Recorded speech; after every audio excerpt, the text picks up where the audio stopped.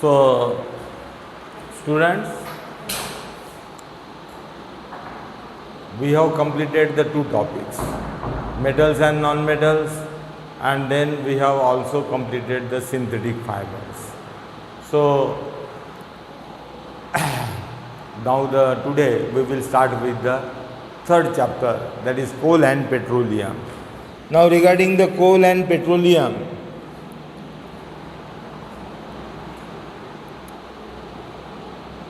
do you know coal, different types of coal? For example, coal, charcoal, then these are the coal, charcoal, coconut charcoal, animal charcoal, etc. So for example, see what is the difference between coal and charcoal? The coal is obtained from mines, that is the coal. And what is charcoal? The charcoal is obtained by the burning of the wood. Remember, this is the first difference that you should know, even though you are studying in the 8th standard. So charcoal is obtained by burning of the wood and coal is obtained from the mine. Then again animal charcoal, which is obtained from the bones, burning of the bones. Coconut charcoal is obtained by, you can say, by the burning of the coconut. And activated charcoal, you might have heard about the activated charcoal, or if not, then understand. The coal is converted into activated charcoal by heating. And this activated charcoal, is added in the toothpaste. Have you seen that? Ad in which the you can say toothpaste is containing, you can say, coal, and that is activated charcoal. Activated charcoal, and that is charcoal is heated and is converted into activated charcoal. And this activated charcoal has tendency to absorb the different substances on it. So for example, if we use the activated charcoal containing toothpaste, then the various stains, various impurities, various substances which are present on our teeth are absorbed by the charcoal, and the teeth become, you can say, clean. So this is about charcoal. Now in this way we are using petroleum, that is we are using petrol, diesel, kerosene and so many organic compounds. And again these organic compounds, these are all organic compounds. So remember, these are all organic compounds. So which are the organic compounds? Coal, charcoal, definitely they are consisting of carbon. So petrol, diesel, kerosene, etc., they are also containing, you can say, carbon atoms and hydrogen atom, and you can say they are the organic compound. In this way, these substances, coal and charcoal, they are obtained from the resources, that is they are obtained from the earth, isn't it? They are obtained from the mines, and you can say these are the natural resources. These are the natural resources. But these natural resources are present in the limited quantity. For example, we are obtaining the coal and petroleum continuously from the earth, and a day will come after, you can say, 40 to 50 years, there would be nothing would remain, or no petroleum, no coal will remain inside the earth, isn't it? So we are digging the earth, we are obtaining the earth, coal from mines, petroleum from mines, we are obtaining the crude oil from the earth, and from the crude oil we are obtaining the petrol, diesel, kerosene and so many products. And so these resources are present in the earth in limited quantity, and therefore you can say these are called exhaustible natural resources. Exhaustible natural resources. Exhaustible natural resources.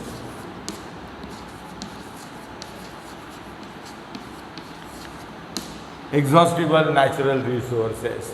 And second is, for example, inexhaustible. Inexhaustible natural resources. Now, inexhaustible, which are the inexhaustible? Inexhaustible are, for example, air. The air is present on the earth, in our atmosphere, in our environment, and the air is continuously obtained. And that are the such type of source which are present, occur in unlimited quantity. For example, sunlight is obtained, or we get the sunlight in unlimited quantity, and such resources are called inexhaustible resources. Inexhaustible, that will they will never finish, they will be continuously present on the earth. So sunlight, water can be exhaustible because we are wasting the water, and water will be water is evaporating, get converted into vapor and get lost. And we know that in the summer you can say that there is a scarcity of water, that is no water is available. In the villages it is very much problem, too much problem of water, and the peoples are going 2 to 4 kilometers away in order to bring the water, and half of the day get wasted in bringing the water. So remember, so these are the exhaustible and inexhaustible natural sources. So again, for example, forest, we can say that forest is exhaustible natural source, because the people, they are cutting the trees and destroying the forest, and thus the wood which is obtained from the forest is utilized to make the paper, is used for building purposes, and you can say the small pieces are used for burning purposes.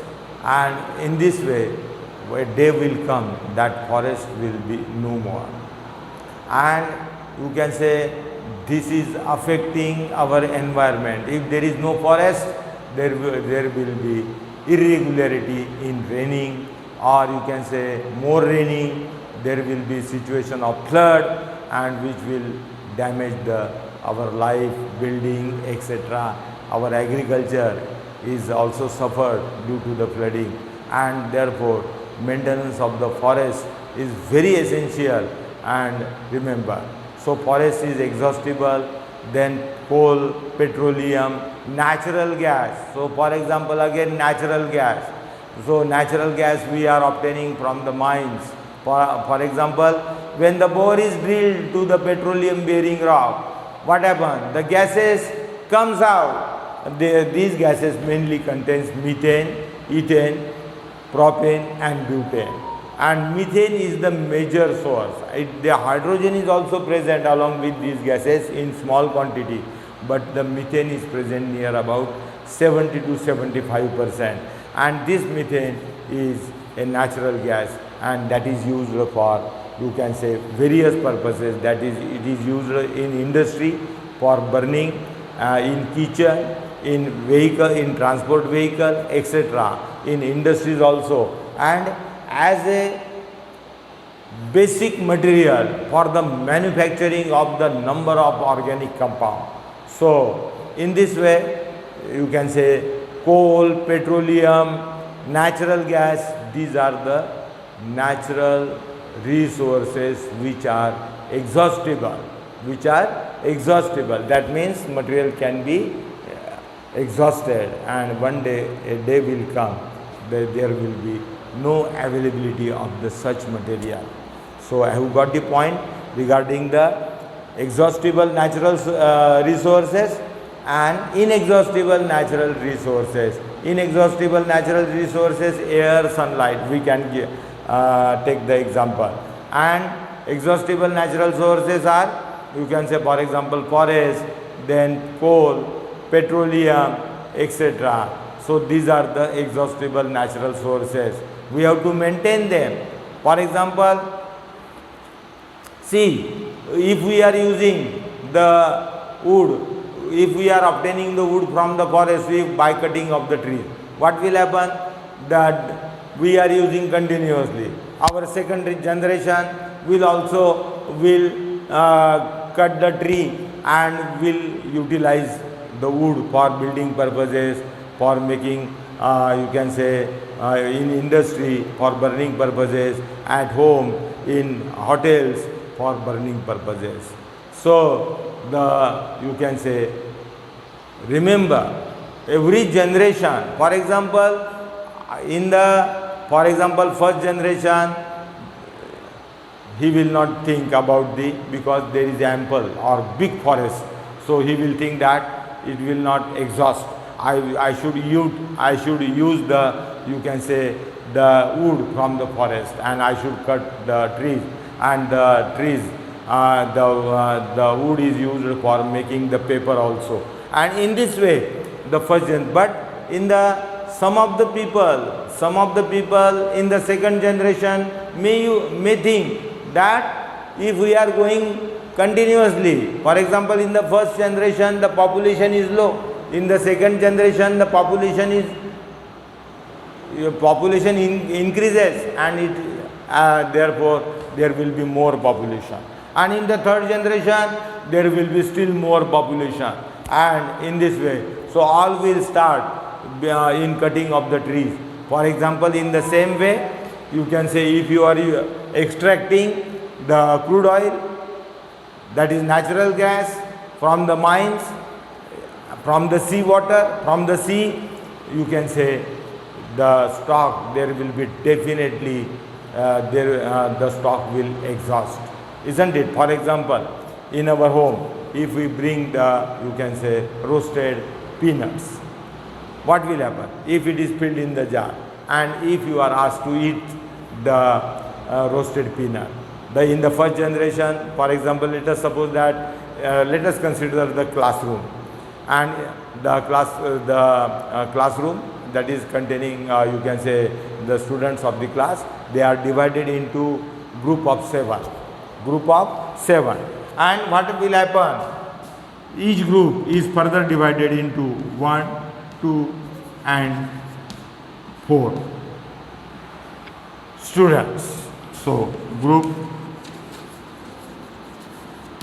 students, so first group or first group say, so group, and in this way the students of the whole class are divided into group of 7, and first each group is further subdivided into 1, 2 and 4 students, and if you are asked, you can say a jar is filled with or a box filled with you can say roasted peanut, then the first will consume the eatables which are present, that is roasted peanut in the jar. The second will consume, and you can say very small quantity of the roasted peanut will be left for the third generation. Let us suppose that this is first generation, this is second generation, and this is the third generation, and in this way you can say very small quantity of the roasted peanut will be left in the, you can say, jar or in the box, and this quantity will be insufficient, or eatables will be insufficient which are left for the third generation, and beyond that or after third generation nothing would remain, and in this way, so this is, you can say, this will be coal, petroleum, then forest. These are the exhaustible natural resources, so you have to take very precaution. Now then, you know coal, how the coal is obtained from the mine and how the coal is formed in the mine, that we will study. Now first you should know about the coal. Coal is a black, very hard substance. So coal is a hard stone, or you can say it is as hard as stone. So have you seen the coal which is obtained from the mine? So it is very hard, and it is very hard like the stone, and you can say it is black in color. And where is the coal used? The coal is used for burning purposes in or as a source of energy. So coal, for example, is obtained, coal is used in kitchen, in hotels in order to get the heat energy. Then it is used in thermal power plants.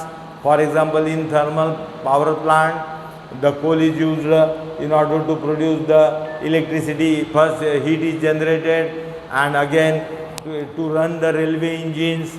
So to run the railway engines, because the energy is produced by the burning of coal is supplied to the engine of the railway, and thus it is used.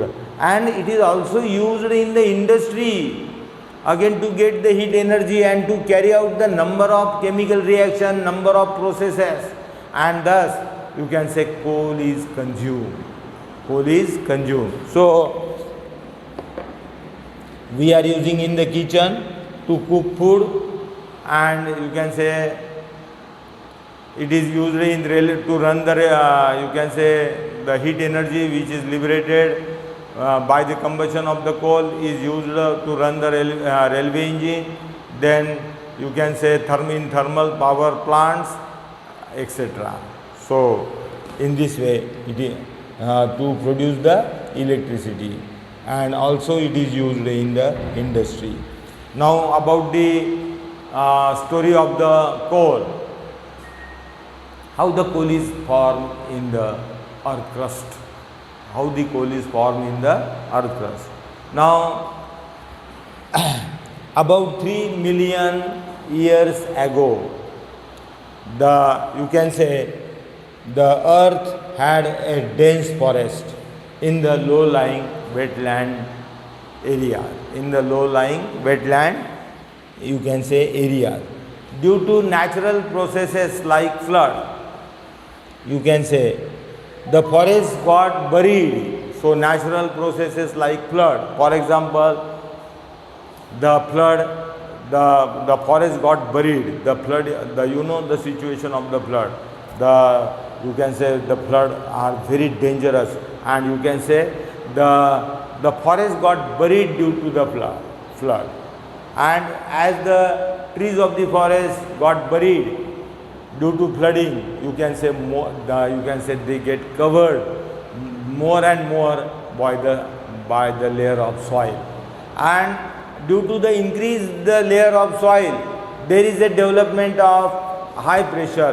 You can say that these trees get compressed due to the layer of the, you can say, soil, and there is a high pressure. There is a high pressure, and at the same time the temperature also increases, and this leads the conversion of the dead vegetation into coal. So this dead vegetation gets slowly converted into coal, and this process of conversion of dead vegetation into coal is called carbonization. Is called carbonization. So carbonization is called carbonization. And in this way, as it is obtained from the dead vegetation, the coal is formed slowly by the decaying of the plants, and this is called carbonization. And as you can say, therefore it is also called fossil fuel. Remember, it is also called fossil fuel. Fossil fuel. So it is also called fossil fuel, and in this way coal is formed, and this is the story of the coal. So before 300 million years ago, you can say the earth had a dense forest, and in the low-lying wetland areas, and due to natural calamities like flood, the forest got covered with the flood, buried by the flood, and slowly it get covered with the layer of soil, and more and more layer of the soils are formed, and thus these get compressed due to high pressure, and also there is an increase in the temperature, and because of this dead vegetation get converted slowly into coal, and this process of conversion of dead vegetation into coal slowly is called carbonization. And as coal is obtained from dead vegetation, it is also called fossil fuel. But remaining part we will study in the next period.